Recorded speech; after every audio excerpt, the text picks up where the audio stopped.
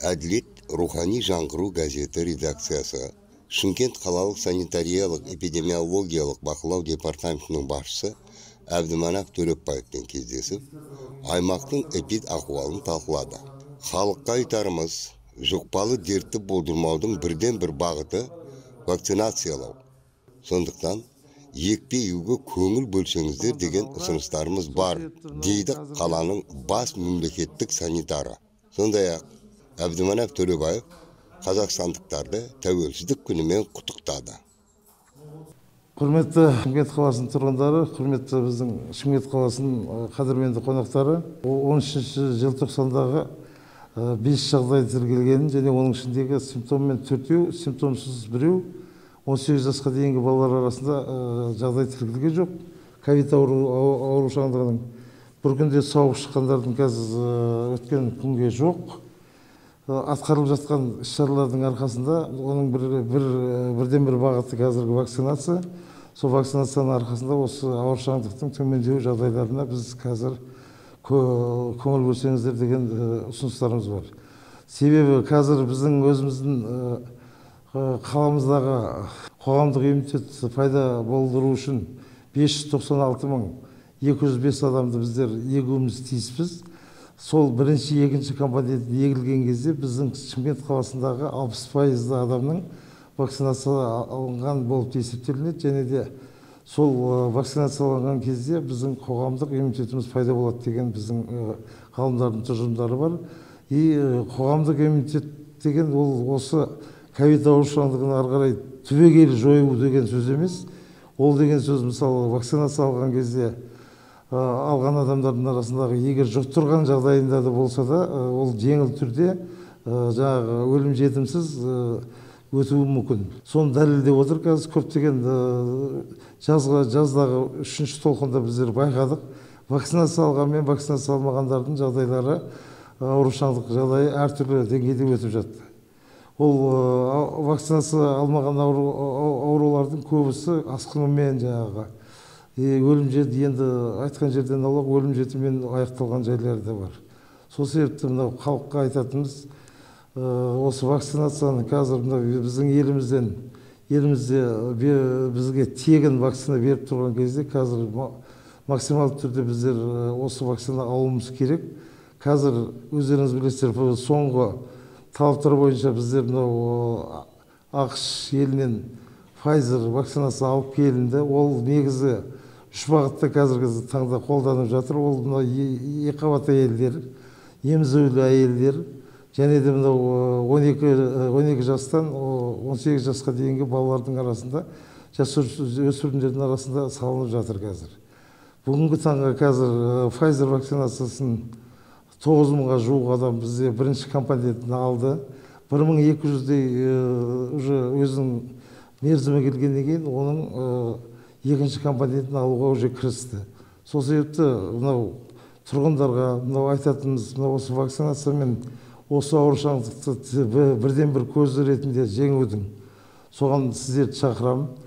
Өздеріңіз болса да, тума-туыстарыңыз болса да, үйдегі отбасыларыңыз болатын болса, соның бәрі вакцинациялануы тиіс. Шымкент қаласындағы жағдай қазір енді тұрақты, бірқалыпты тұрақты деп айтуға болады. Бірақ біздің көршілерімізде естіватсыздар, жаңа штамм шықты қазір, омикрон деген. Сол омикрон штаммының жұғу көзі тез. Бізге осы күнге дейін болған дельта штаммға қарағанда оның жаңағы халық арасында тез таралуы, ерекшеленеді тез таралуымен. Енді біздің қазір осы Шымкент қаласынан біз секвенерін дейді, жаңағы оның түріне ұқсастығына біздер республикалық санитарлық-эпидемиологиялық қызметтің референс лабораториясы бар, сол жерге жібердік. Ол жерден бізге әлі олардың қазір толық жауабы келген жоқ. Дегенмен Қазақстанда омикрон штаммы әлі тіркелген жоқ. Бірақ қазір тіркелген елдер бар. Осы 16 ел, қазір осы дүние жүзіндегі сол 16 елдерден келген адамдардың оқшаулау, өз-өзіне карантин жариялау, сол жерге барып келген туристер бар, сапармен барған адамдар бар. Соның барлығы жіті бақылауда. аэропорттан осы әуежайдан түскен бойда олардың аты жөні, тегі, барлығы тұратын тұрғылықты жердің барлығы анықталып, ол кісілерден жаңағы тілхат алынып, соңғы біздің бас мемлекеттік санитарлық дәрігердің қаулысына сәйкес үй карантинде болуларын ол кісілерден талап етіп сұранып жатырмыз. Жалпы бүгінгі күнге Шымкент қаласында мониторинг топтарының жұмысы барысында біздің басқармаларға берген баян хаттар бойынша мынау карантин режимін бұзған объектілерге 2739 жауапты тұлға бойынша әкімшілік шаралар қолданылды. Жалпы салынған айыппұлдың сомасы 183 миллион асып отыр бүгінгі күнге. Және мынау үйлестіру орталығынан келген жедел хабарламаларға сәйкес осы карантин талаптарын жиі бұзатын мынау қоғам тамақтану орындары бойынша әсіресе келген осы шұғыл хабарламаларға сәйкес тағы да әкімшілік шаралар қолданылды. Оның ішінде сот арқылы жұмыстарын тоқтату бойынша да жұмыстар жүргізілуде. Бүгінгі күнге 22 нысанның жұмысы уақытша тоқтатылды. Одан бөлек мынау ашық жобасы бойынша да жұмыстар атқарылып жатыр. Біздің күнделікті ақпараттық жүйеден түсетін выгрузкадан мәліметіне сәйкес біздің Шымкент қаласы бойынша жалпы 2874 адам анықталып отыр. Оның ішінде 2138-і ол қызыл статуспен анықталып отыр, ал 736-сы сары статуспен анықталып отыр. Жалпы осы қызыл және сары статуспен анықталған азаматтар негізі 14 күндік үй карантинін сақтап, олар үйлерінен шықпай, қоршаған ортаға қауіп төндірмеуі тиіс еді. Сондықтан бұл азаматтарға ескертілді. Сары статуспен анықталған азаматтарға осы санитариялық-эпидемиологиялық талаптарды, санитариялық-профилактикалық шараларды орындау жөнінде қаулы шығарылды. Ал қызыл статуспен анықталған азаматтарға әкімшілік құқық бұзушылықтар кодекске талаптарына сәйкес әкімшілік шаралар қолданылды. Бүгінгі күнге 680 азаматқа әкімшілік шара қолданылып отыр. Бұл дегеніміз жеке тұлға ретінде 30 айлық есептік көрсеткіш мөлшерінде айыппұл салынады. Бірақ бұл кісілерге 7 тәуліктің ішінде төлеген жағдайда осы салынған айыппұлдың жартысын төлеуге мүмкіндік беріледі. Бүгінгі күнге 30 миллионға теңгеге жуық айыппұл салынды. Сондықтан Шымкент қаласының тұрғындары сіздерден сұранатынымыз осы өздеріңізде қызыл мәртебе немесе сары мәртебе анықталған жағдайда 14 күндік үй карантинін сақтап, қоғамдық орындарға бармай, үйлеріңізде отыруларыңызды сұраймыз. Және қоғамға қауіп төндірмеулеріңізді сұраймыз. Шымкент қаласында коронавирус инфекцияға қарсы 6 түрлі вакцинамен егу жүргізілуде. Соның ішінде ең халықтың арасында осал дейтін топ бізде жасөспірімдер, иммунитеттері қалыптаспаған, жүкті әйелдер, иммунитеттері қалыптасса да төмендейтін жүктілік кезінде 16-17 апталықтың аралығында. Және босанғаннан кейінгі емізулі кезеңде әйелдер иммунитеттері төмендейді. Осы егер егуді алмаған жағдайда жүкті әйелдер 70%-ке дейін коронавируспен ауыратын болса, түсік тастап өздері реанимацияға түсіп, ИВЛ аппаратпен демалып жатқан бізге мәлім екенін жақсы білеміз.